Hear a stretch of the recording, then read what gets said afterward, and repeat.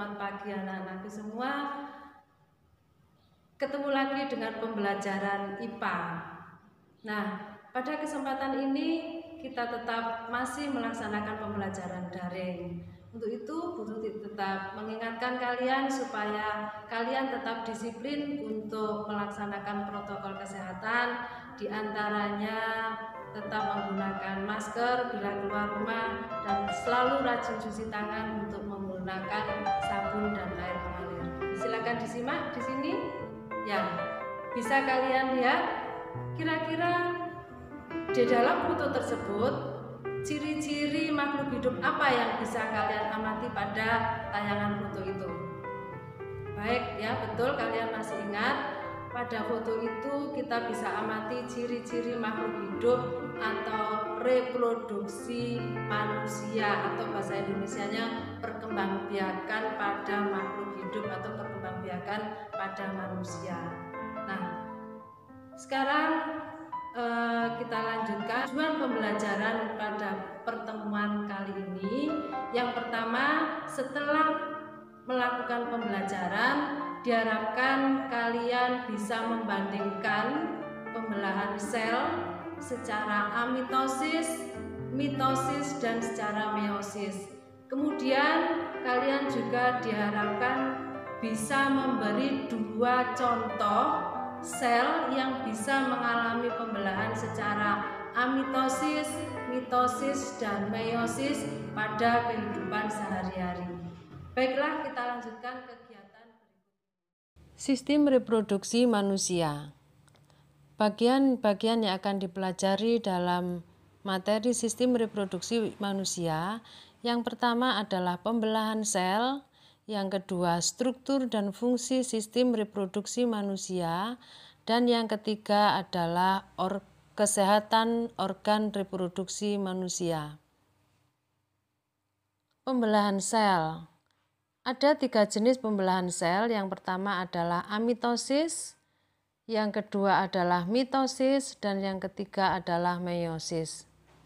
Amitosis adalah pembelahan langsung tanpa melalui tahap-tahap pembelahan sel.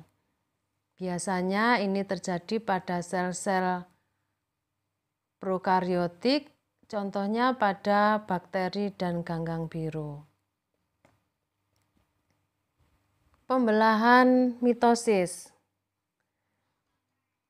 Pembelahan mitosis terjadi pada organisme yang mengalami pertumbuhan, contohnya pada sel-sel meristematis, biasanya terdapat pada ujung akar, ujung batang, ataupun pada kambium. Dan terjadi juga pada reproduksi aseksual atau secara perkembangbiakan secara vegetatif. Jumlah kromosom sel anakan disebut diploid atau 2N. Nah, sel anakannya ini memiliki materi genetik yang identik dengan sel induk. Siklus hidup sel dibagi menjadi 2 fase, yaitu fase pertumbuhan atau interfase dan fase pembelahan. Tahap-tahap mitosis yaitu interfase, profase, metafase, anafase, dan telofase. Fase pertumbuhan atau interfase di sini adalah tahap persiapan pada pembelahan sel yang akan pada sel-sel yang akan melakukan pembelahan sel. Tahap ini merupakan tahap yang paling lama pada siklus sel karena paling banyak memerlukan energi.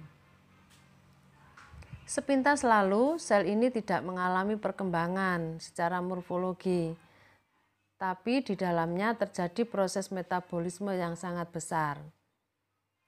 Pada interfase ada 3 tahap, yaitu tahap G1, tahap sintesis, dan tahap G2. Pada tahap G1 terjadi proses pembentukan organel-organel sel.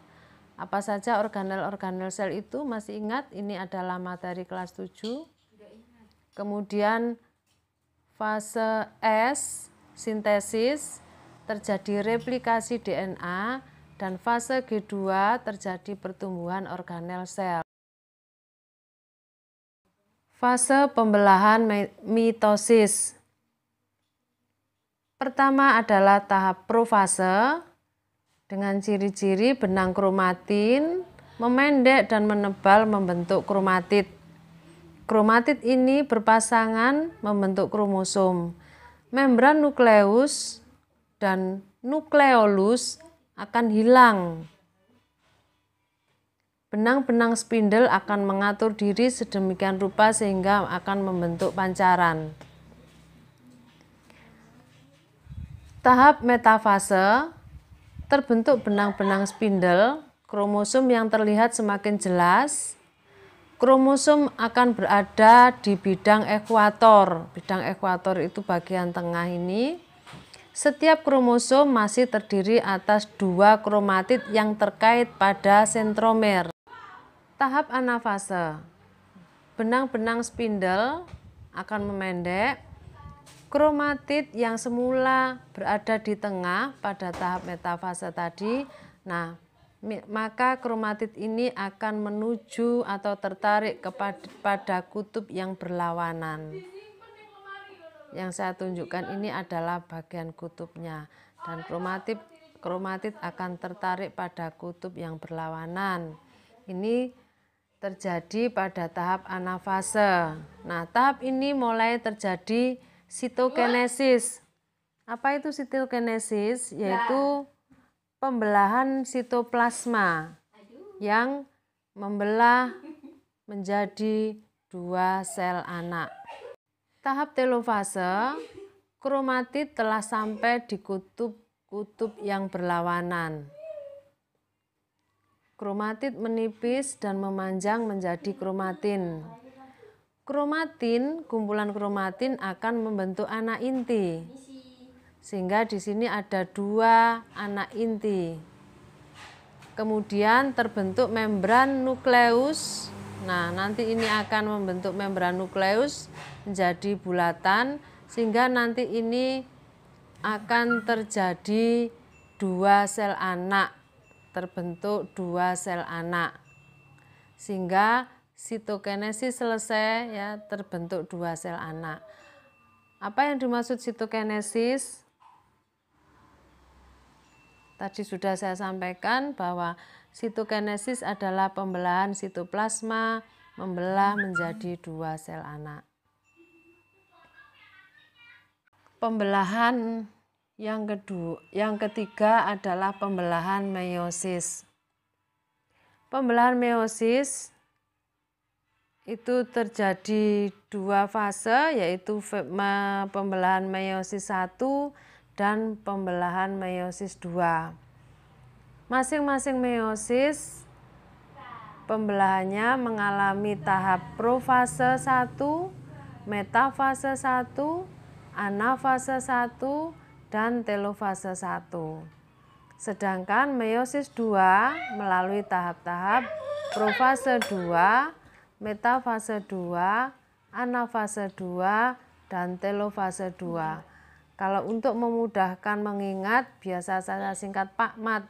P-nya profase, M-nya metafase, A-nya anafase, dan T-nya telofase. Fase pembelahan meiosis 1. Profase 1, membran inti mulai menghilang, terbentuk gelendong, kromosom menebal, dan kromosom homolog saling berpasangan. Terjadi pindah silang, yaitu pertukaran segmen molekul DNA yang sesuai di antara kromatid. Metafase 1, kromosom homolog bergerak di bidang ekuator. Nah, dia akan menuju ke tengah atau di bidang ekuator. Masing-masing kromosom berikatan dengan spindle pada bagian sentromer.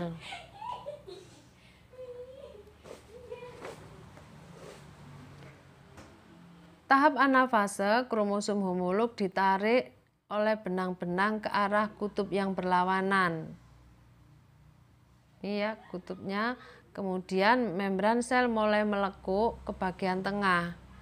Tujuan anafase 1 ini yaitu membagi kromosom diploid menjadi haploid. Apa yang dimaksud dengan kromosom diploid? Yaitu kromosom atau sel yang memiliki 2 set kromosom lengkap di dalam inti sel. Tahap telofase 1, retikulum endoplasma membentuk membran inti.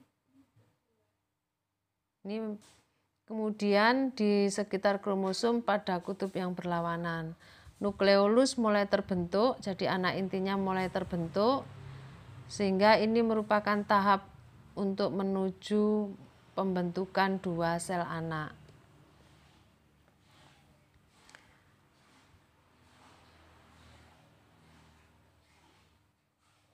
Ya, pada tahap telofase 1 ini dihasilkan 2 sel anak. Profase 2. Tahap profase 2, membran nukleus dan nukleolus mulai menghilang kembali. Sama dengan profase 1, sentrosom membelah dan sepasang sentriol memisah menuju kutub masing-masing yang berlawanan. Di antara keduanya muncul benang-benang spindel. Kemudian berikutnya adalah metafase. Sama dengan yang sudah dilakukan di metafase 1, kromatid berada di bidang ekuator. Anafase 2, tahap ini adalah spindel menarik kromatid menuju kutub yang berlawanan. Jadi ini nanti akan masing-masing ini akan menuju ke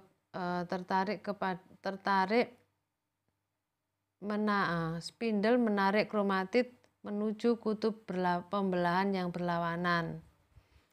Kedua kromatid menuju kutub yang berbeda.